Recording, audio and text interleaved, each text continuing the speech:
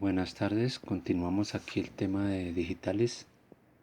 En esta ocasión vamos a ver eh, buses de datos. Entonces, tenemos que un bus es una línea o líneas de conexión entre chips y generalmente estos chips tendrán salidas triestado, como vimos en alguna oportunidad. Entonces, en el video de Digitales 39 nos referíamos a las salidas triestados que en realidad, pues como dice la palabra, son tres estados: uno lógico, cero lógico y alta impedancia. Entonces, para que se refieran a ese video de Digitales 39.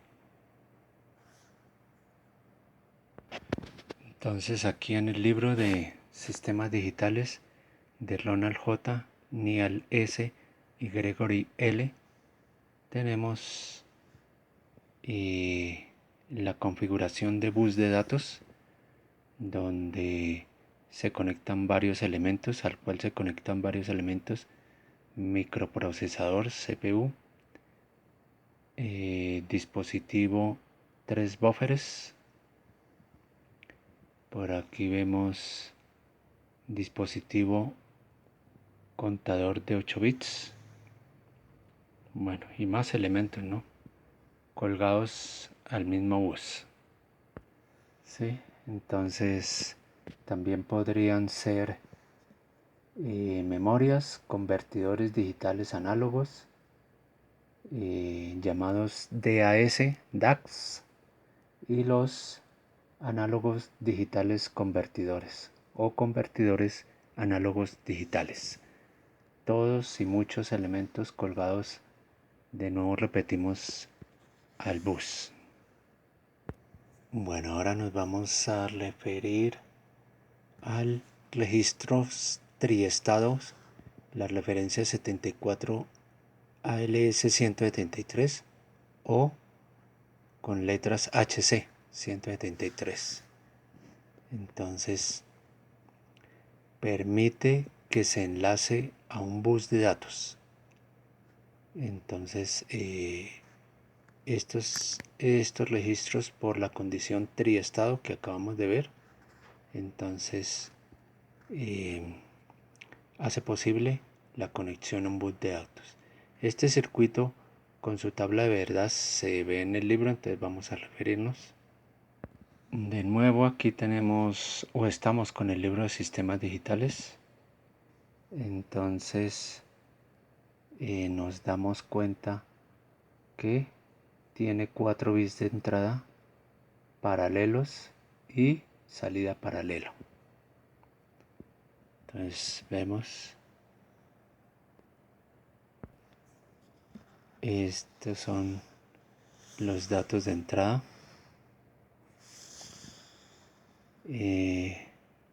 entradas de habilitación, otra de habilitación de nuevo. Tenemos el pulso del reloj. Aquí vemos las salidas.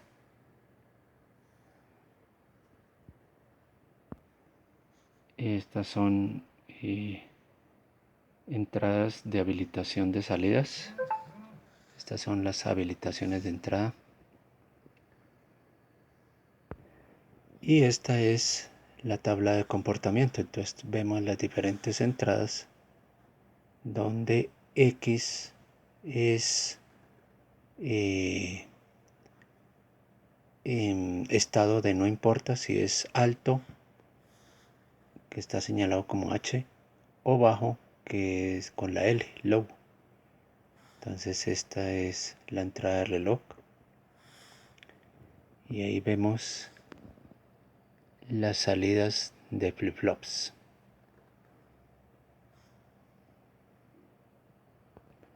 Entonces Se lee en los comentarios que cuando las entradas de habilitación de salida están en alto, la salida se encuentra en el estado apagado, alta impedancia, lo que vimos de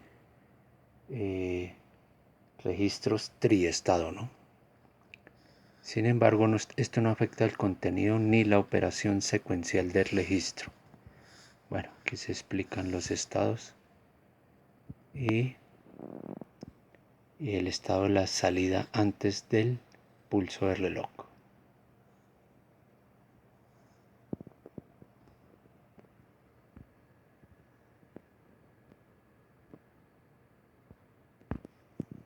Vemos la ubicación en las salidas de los buffer triestado, ¿no?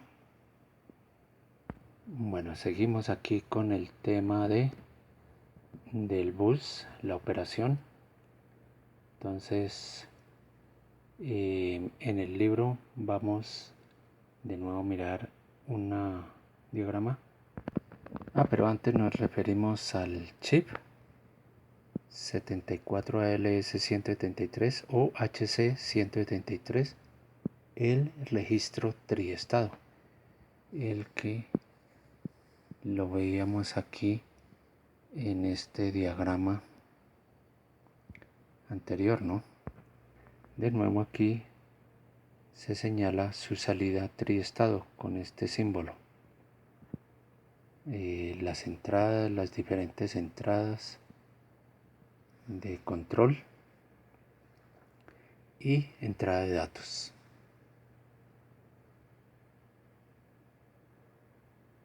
Decíamos que interconectando tres registros triestado con la referencia señalada, entonces tendríamos esta configuración conectándolo a un bus, ¿no? Al bus de datos, sus correspondientes entradas conectadas al bus, de igual manera sus salidas conectadas a ese bus. Así todos van conectados, ¿no? al bus. Tenemos aquí las diferentes entradas de control de cada registro, la entrada del reloj, y esa sería la conexión a un bus de datos de tres registros triestado de la referencia que venimos mencionando. Entonces, dentro de las notas se menciona que solo un registro tendrá sus salidas habilitadas para poner sus datos en el bus, ¿sí? Para que no haya conflicto de datos, solo un registro. Y las entradas de los registros también están conectadas al bus, como mencionamos. Por tanto, cualquiera puede recibir los datos puestos en el bus. Entonces, cualquiera puede recibirlos de acuerdo a un circuito de control, ¿no? Por tanto, a través de las entradas de habilitación se puede hacer posible esta comunicación. Las señales de bus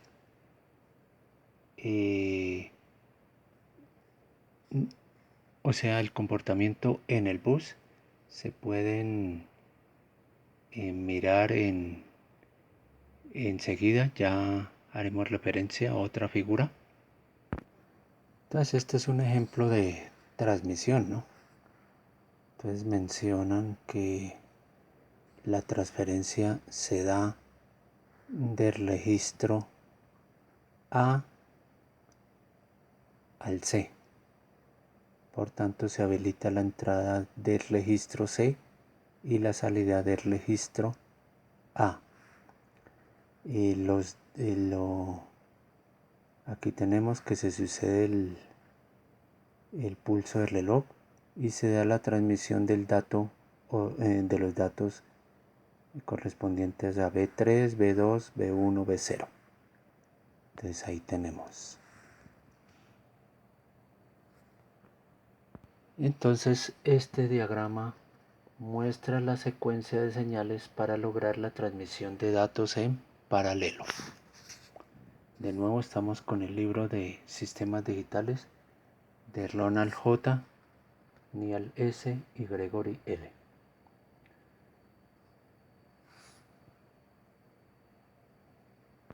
Pero ese mismo diagrama se puede simplificar de esta manera, ¿no?